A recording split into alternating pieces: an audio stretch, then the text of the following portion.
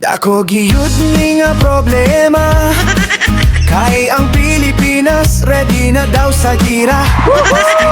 Ning istorya, murag maimbita aning pormaha. Dili lang daw ka mabalaka, kay kauban man ang Amerika. Pero isanong saon, murag wag yun ay kaya, watay armas ang naabuaya. Nga aksyon ko kabalaka, kay ni mahal ang bugas, hasta ang gasolina.